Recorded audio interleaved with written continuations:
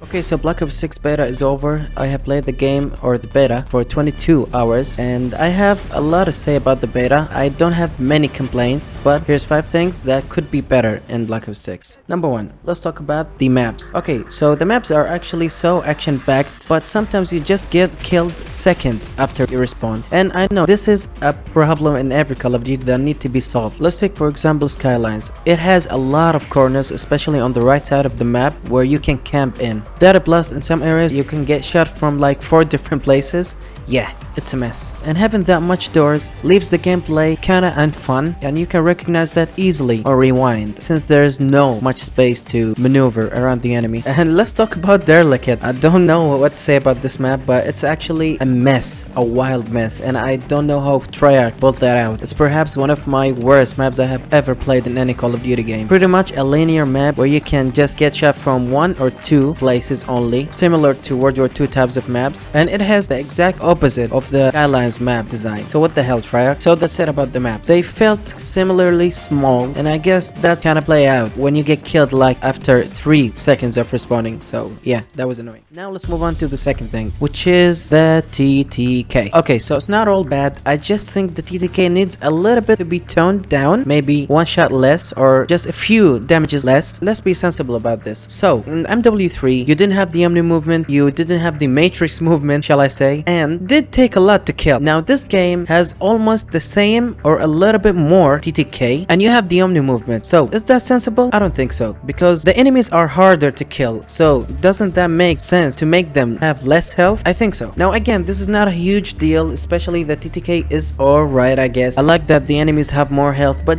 maybe just tone it down a little bit. If you're fighting 2 enemies, you better pray for the best, because it's not gonna work out well. Same as MW3 again. Now let's talk about the third thing that I don't like about the Black Ops 6 beta. I don't think the Omni movement is bad or anything. I do think it's a nice innovation, innovative way to play the game, but I do think that the Omni movements just make the game a little bit more sweaty and sometimes a little bit more annoying, because sometimes when I play this game I play for the win, because holy some people are just insanely good with the Omni movement, and the game haven't been released yet. It's gonna make a huge skill gap, and I'm all for that, but I can't help myself but to feel weird, because it's a chore to play. I feel like sometimes I'm mentally challenged playing this game because of how demanding it is on the brain. I feel like the old days of playing Call of Duty for fun is kinda over, especially with the kill-based matchmaking, and now the Omni movement. Mix that together and you get a great mess of a very challenging game. Now I'm doing alright in Black Ops 6. Usually my KD is okay, but holy sh**, is the game demanding as hell. I feel like I'm playing competitive on team deathmatch, so what the hell. Now let's talk about the fourth thing, and which is arguably one of the most annoying things about Black Ops 6. So I have to open Call of Duty HQ. Now that's fine, I used to open Call of Duty HQ on MW3, but here's the problem. Once you open Call of Duty HQ, you think that you're all set to open Black Ops 6, and that's where you're wrong, my brother, because you have to open Call of Duty HQ and then open Call of Duty Black Ops 6 launcher. Now I know this is gonna be changeable in the release game, but I can't help myself but to feel really pissed off, because it takes almost 5 minutes to play the game, and then you have to wait in a lobby for some times. And I don't know what is it about these newer Call of Duty titles, but they do take a lot of time to open, and then a lot of time to just get into the game, because the lobby can take sometimes up to 1.5 minutes or 2 minutes. Great work, Treyarch. Please fix this. Not all of us have time, so do your work. Now let's talk about the last point, which is the atmosphere. Now it is a Black Ops game. You kinda feel like a Black Ops sometimes, but the other time you don't feel like that at all. Now all of the different skins doesn't help, and plus if you get the Vault edition you get